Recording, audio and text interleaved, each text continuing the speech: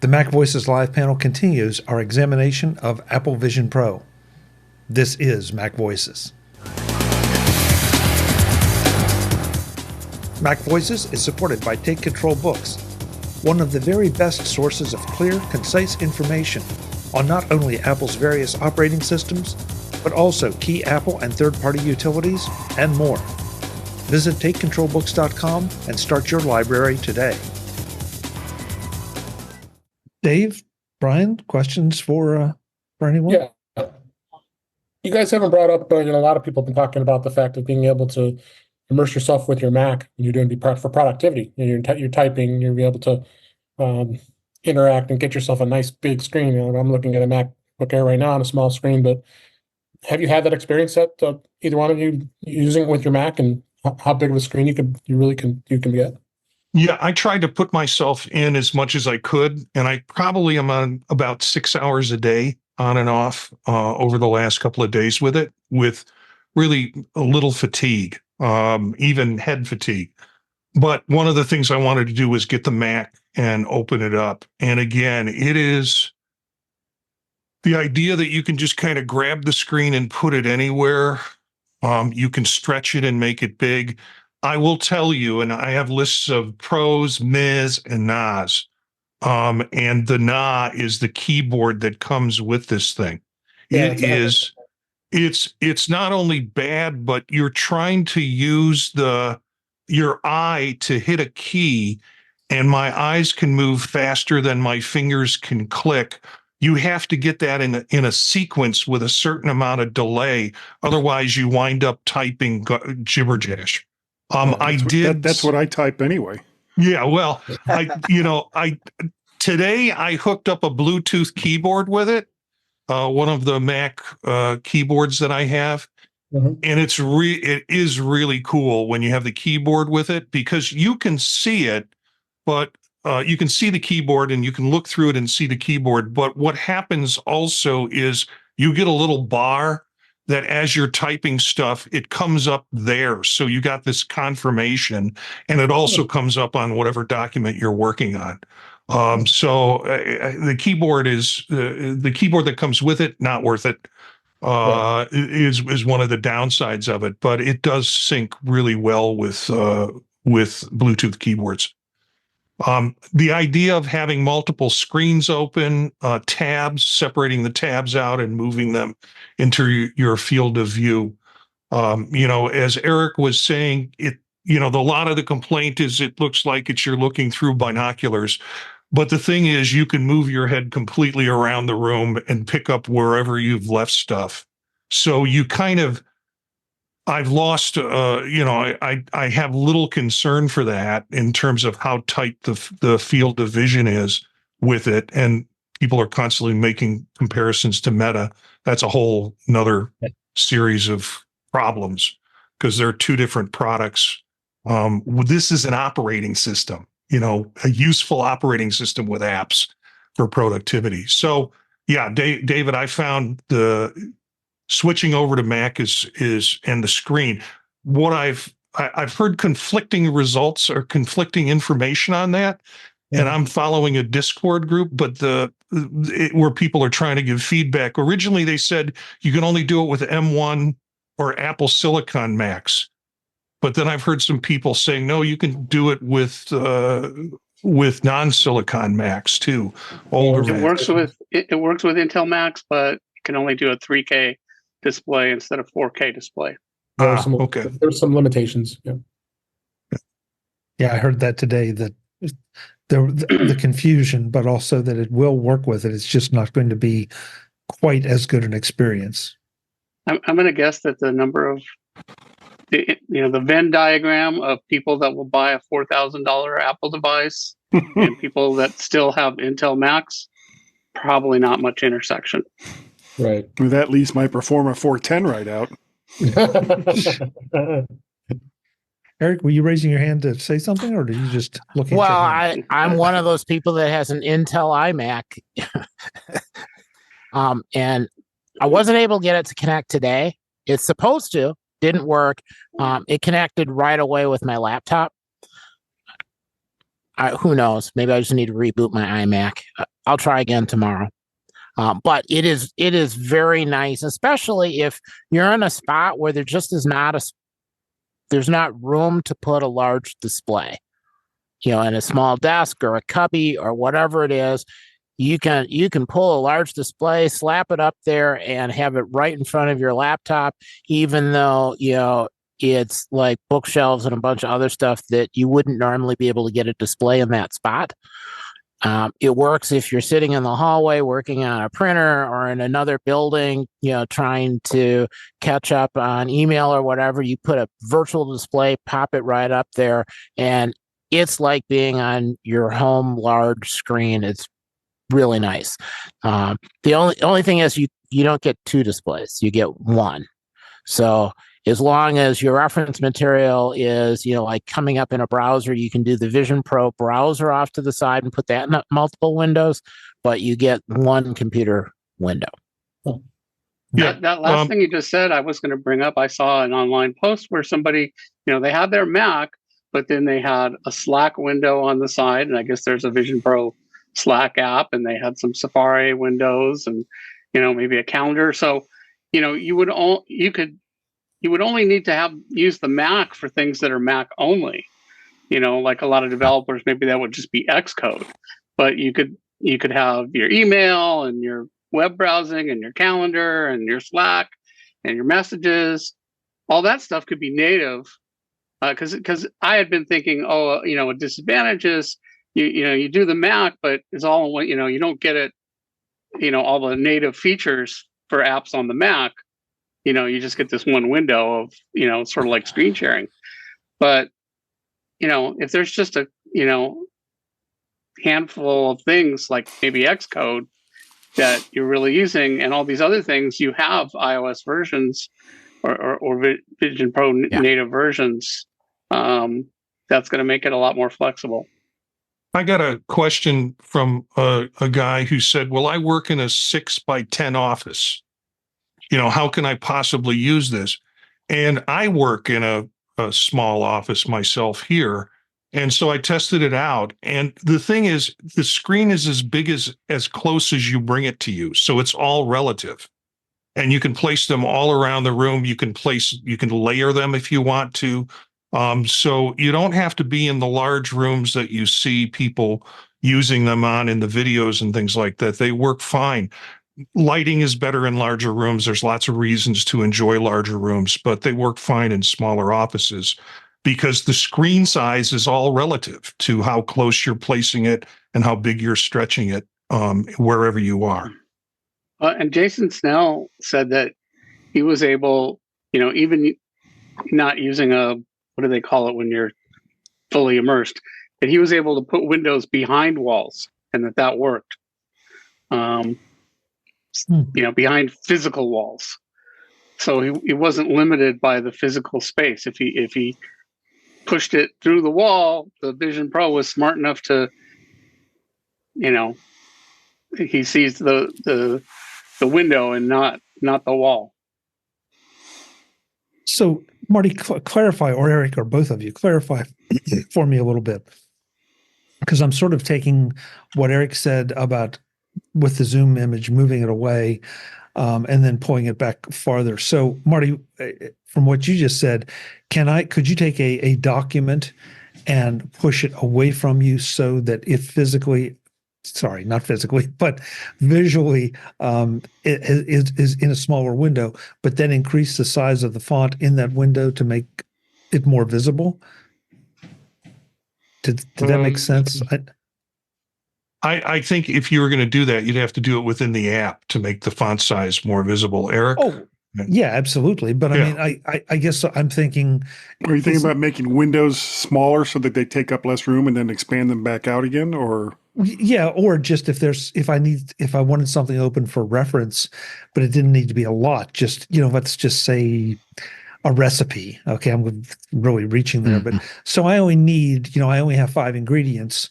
So can I make that window smaller, but make the font larger so I could see it? Therefore, it's taking up less of my vision on my visual. It's taking up maybe Let's see. How am I going to do this? Well, it's still field of view, Chuck. I mean, if you make the font bigger, then it's going to take up more of your field of view. Yeah, there's no magic. No, but within I guess what I'm asking is, can you control that within the scope, within the window that the font would be in? Kind of, it depends on the app. I would say yes. But the other thing to remember is that it's the lightest screen you could ever buy, and you can hang them all over midair.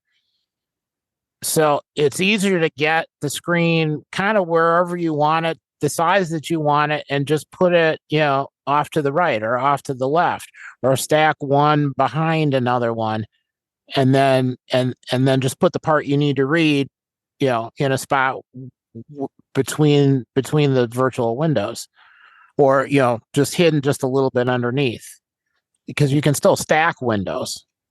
Okay. Guy, you have a question? Yeah. This doesn't come with the potential for a cellular connection, does it? I took it to my university to play with it. And, of course, the biggest problem, again, is the keyboard. And you have complicated passwords, and it takes you forever. I spent most of my time this weekend trying to get passwords in. So I just gave up and tethered it to my phone and was able to use it that way in terms of getting Wi-Fi. Is that answer your question? It doesn't actually have the capability for a cellular. No, for a cellular connection. There's no 5G in there. No. Okay. Next question is, I've heard that the built-in not the built-in battery, but the battery pack only lasts about 2 to 3 hours. 2.5. So can you purchase extra battery packs, or how long does it take to charge up after that?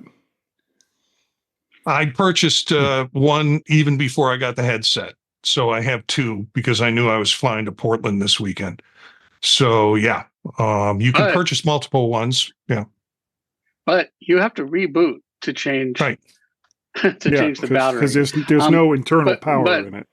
But the thing is, though, the battery, it has a USB port on it.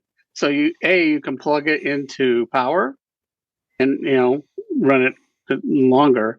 And also you could plug it into a different battery pack.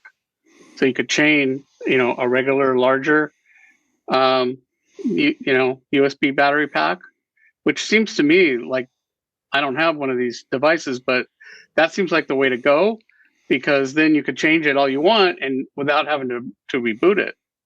I thought it had like an odd connection that goes right into the visor.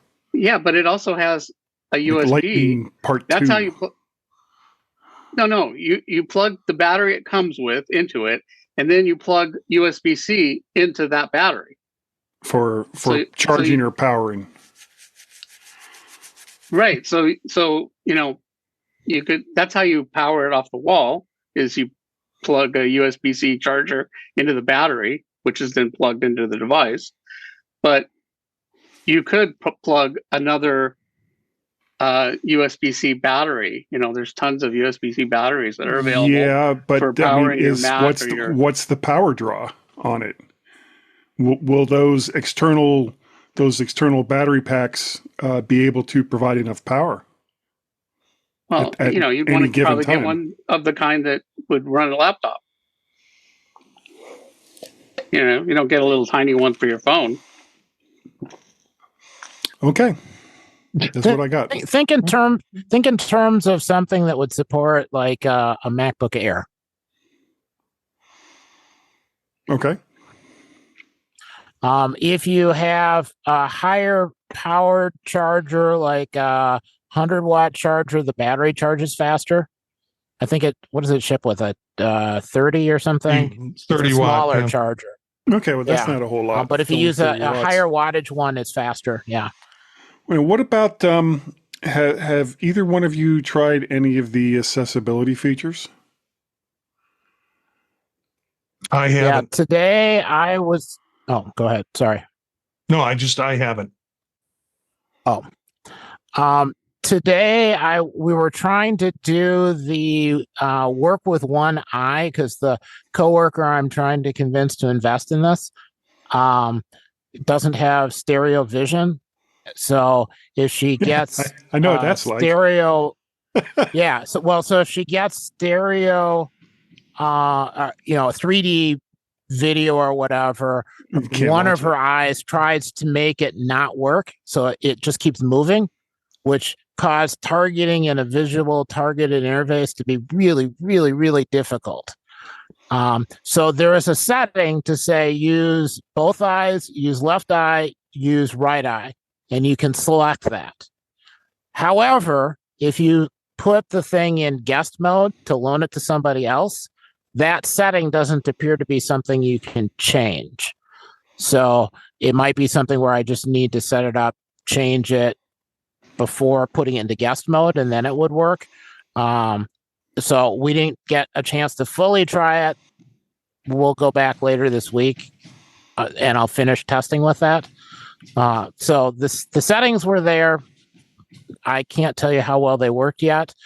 Even with the wandering around, we also looked, and there was an option to not use our eye tracking to move things around, to use a separate device for that, or a pointer.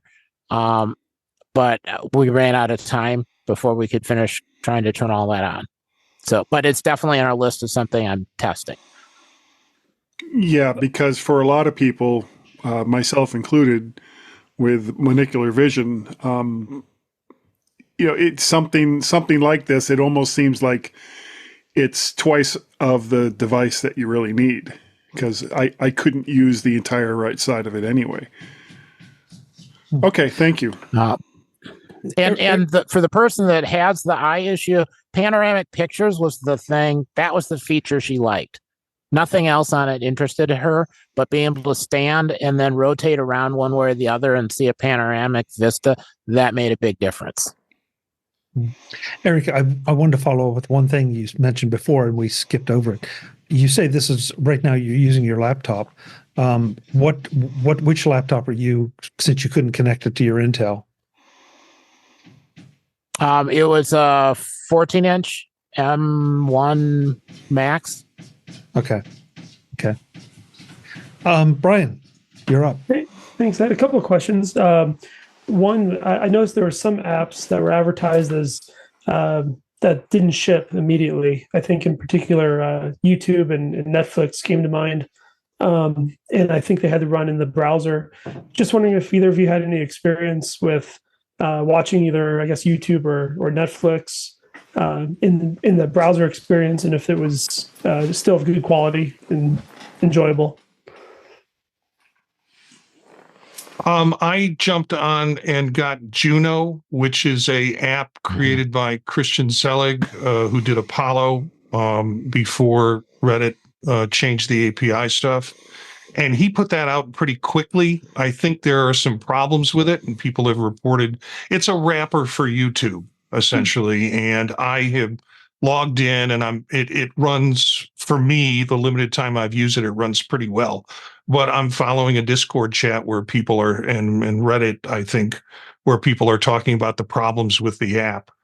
That'll be, I'm sure he'll work the problems out of it at some point. But that's the only jump I've made into it. I've been in the Apple TV store and through the videos that I have in the library. They're remarkable. What I've read is other people who don't like the Juno app are very pleased with just using a browser to look at Netflix or to look at YouTube. Thanks. One other question I had specifically for Eric: does it let you do a face palm?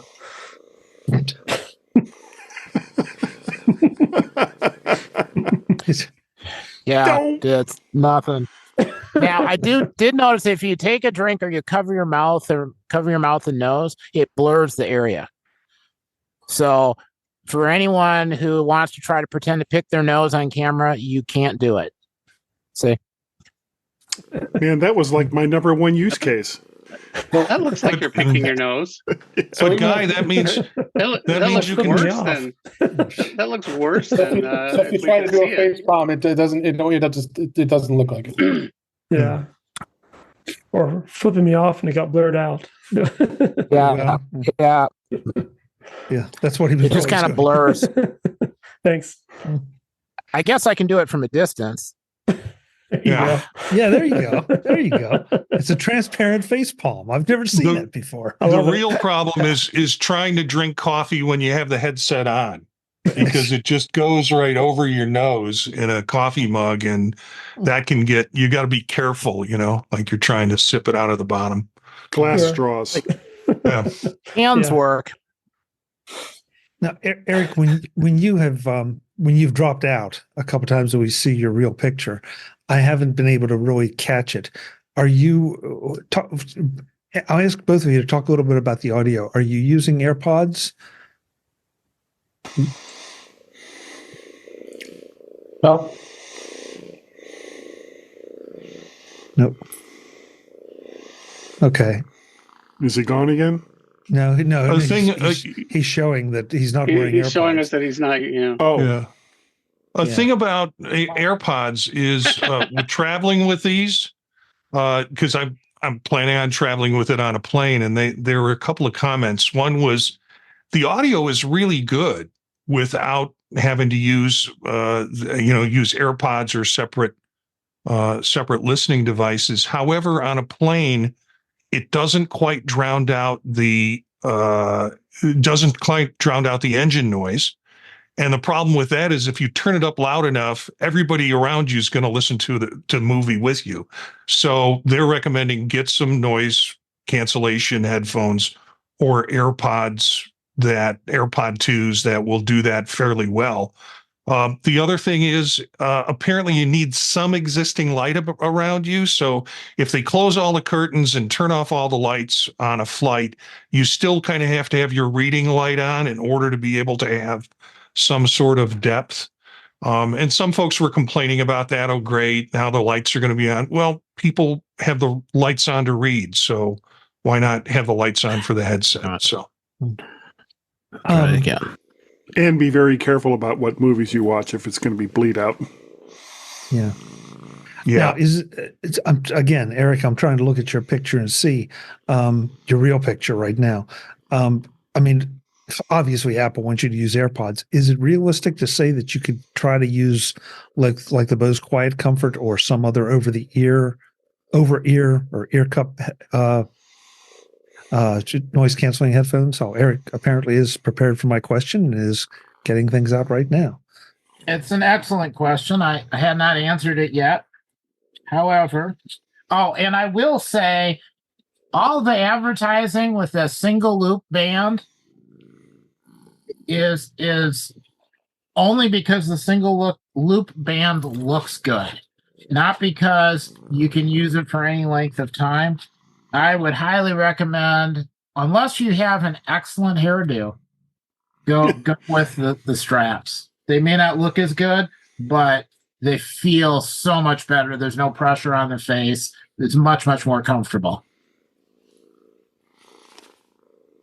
Yeah, and the dual loop band comes with the set. They ship two, the single knit band and then the dual loop.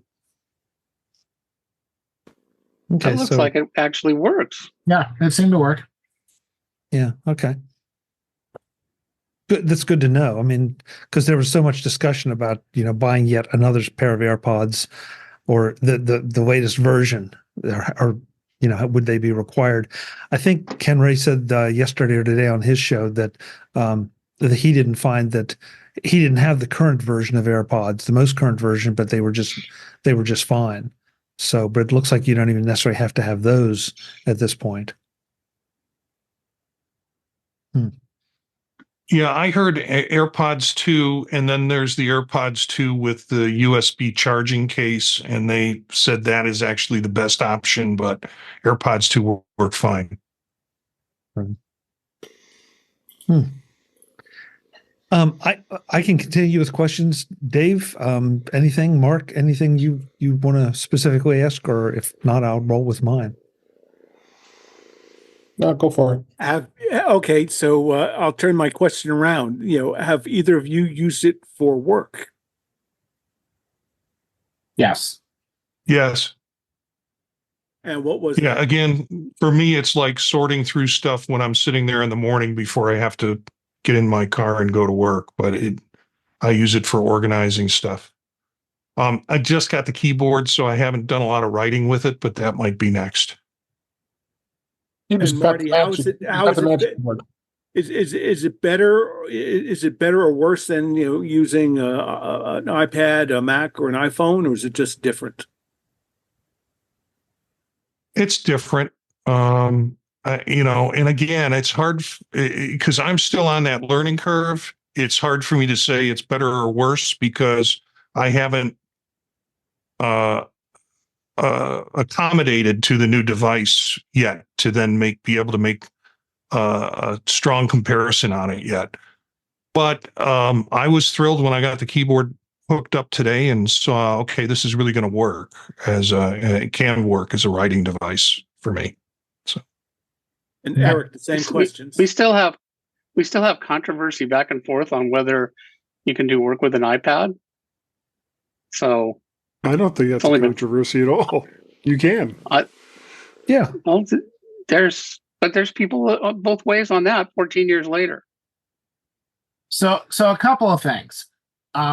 If you have the headset on and you're doing everything, one, the pass through, I find to be realistic enough. I sometimes forget that it's not just glass, but it's a camera. So things that I would do normally to make something look better or whatever, it doesn't necessarily work that way with a camera. Like if you get closer to a bright light, the camera does blow out just a tiny bit sometimes, or bringing something up really close to your eye to look at it doesn't help you because you get past the range of the camera and it can't see anything. Even though I'm nearsighted enough, I could bring something up really close to get a better look at it. So some of the automated stuff I've had to adjust a tiny bit. I am used to using lots of different devices all day long. I loved looking at my computer and getting a big screen. Much better with the band than the solo loop. The solo loop, I ended up with pain on my face because I had to tighten it up too much. One of the things is there are different thicknesses of the cushion, and they'll say, oh, well, if you drop the eyeglass thing in, use the thicker cushion so you're further apart. It's not always true. It's a general guideline, and what things work and what things don't work.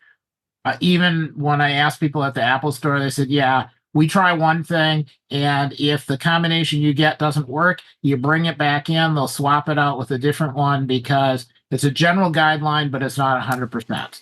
So I find even though I'm supposed to use a thicker foam pad, it kept telling me my eyes were too far away from the lens.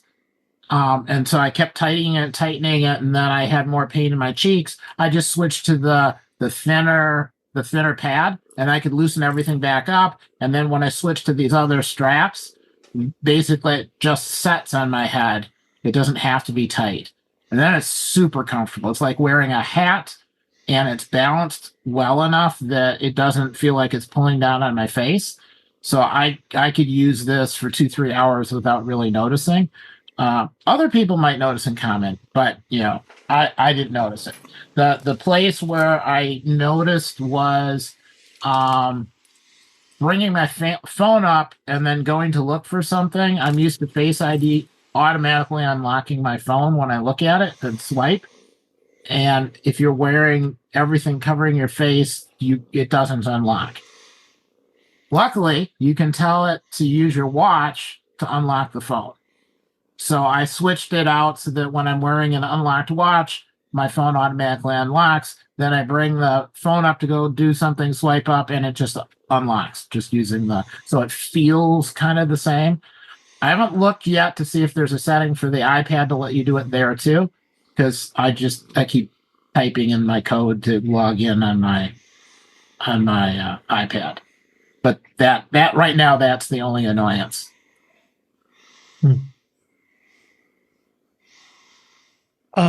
Eric, I think you just answered this for you with, especially with the top band, but so I'll turn to Marty, but anybody can jump in. When we first saw the reports come out, there was so much discussion about how heavy it was. It's heavy, it's heavy, it's heavy. Is it really heavy, or is it, Eric, as you said, does that get relieved with the top band? If you use the solo loop band, it's heavy. Okay. Yeah, and I've been using the solo loop band. I put the dual loop on once just because I wanted to try it out. And there's a difference. You can tell the difference. And I'm like, well, if it really starts to bother me, I'll switch it out and use it. Because most people are saying that it's a better balance or distribution. I'm having too much of a good time to worry about what's hanging on my head and how heavy it is. I hate to say that. It's like I'm too much into it to worry about to notice the difference with it. Okay. Now I will say that, and when I went in for my Apple demo, the second time, they said that when you wear the solo loop band, sometimes nudging it just like a couple millimeters up or a couple millimeters down will change whether the pressure comes from the bottom or the top. It can make a huge difference. So some people that are having like immediate visceral pain reactions, it might just need to come up or down a tiny bit, and you can get by with the solo loop for 30 minutes without too much of a problem. Longer than that, and I think you're better off with the other strap. But there are people that, for whatever hair reasons, it messes your hair up. So, and the solo loop does less hair damage. Okay. Currently, how about that?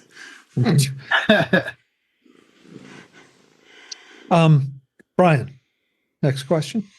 Yeah, one occurred to me. I was wondering if either of you guys have used any of the competitors to Apple Vision Pro in that AR VR space, mixed reality space, maybe how it may compare. Whether if you're feeling the Vision Pro has a much better quality, like the OS is more robust, things like that. I can share about that. I haven't used a HoloLens. I've heard about HoloLenses, but I've never used one. But I have had a Meta 1, 2, and 3. I haven't had a Meta Pro. And there are a lot of articles coming out comparing Meta to the new Vision Pro, and they're like, well, Meta's only $500 and Vision Pro is $3,500. Meta is a VR headset. The Meta 3 has a pass-through on it, so it can do some interesting stuff. It's not a productivity device. And so I think the comparisons are really mistaken when people start talking about it and trying to make those comparisons. And you notice they don't talk about the Meta Pro, which is $1,000. And I looked into that. I don't own one, but I looked into it, and they have apps, like they run Monday on it, but it's not an operating system that allows you to add a bunch of stuff, or for, other than developers creating things to run on Meta, it's never going to be the robust productivity system. So, it's two different devices, really. I mean, there's going to be crossover. You're going to be able to play games. You're going to watch movies. There are things like that you can do with Meta, but Apple has got Apple. That's why they call it spatial computing. It's computing. Well, thank you. Okay. We wrap up our MacVoices live conversation about the first few days with the Apple Vision Pro next time on MacVoices. As always, I'm Chuck Joyner. Thanks for watching. Visit MacVoices.com for show notes and to connect with Chuck on social media. Get involved in our Facebook group or like our Facebook page, and get more out of your Apple tech with MacVoices Magazine, free on Flipboard and on the web. And if you find value in it all, consider supporting us through either our Patreon campaign at patreon.com/MacVoices, or by making a one-time donation via the PayPal link on our front page and in the show notes of each episode. You will join these fine people who help bring you MacVoices.